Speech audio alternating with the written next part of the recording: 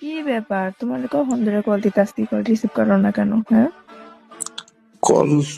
ও আচ্ছা, সরি। হ্যাঁ, তুমি যে কল করতেছো আমি বুঝতেই পারিনি যে তোমার কল আসতেছে। ফ্রেন্ড কল করছিল তো এর লিগে আর কি। তোমার কোন ফ্রেন্ড আবার কি বলে?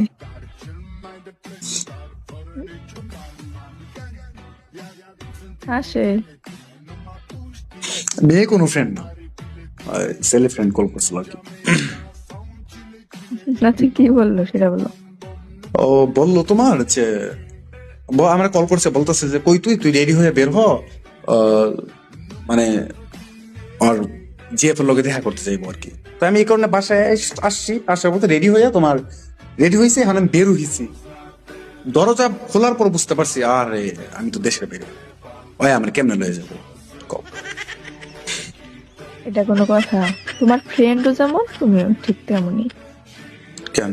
এক কাজ করো, আমি কালকে ব্যাংকের থেকে টাকা উঠাই টাকা পাঠাই দিয়ে টিকিট কাইটে সুন্দর ফ্রেন্ডের সাথে দেখা করে আইসো, ঘুরে আইসো।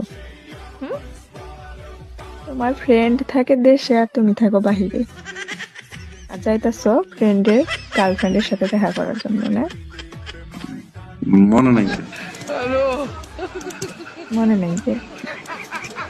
বইলা যাও। ওদাই কাটা গায়ে লবণ ছিটে দিও আমাকে।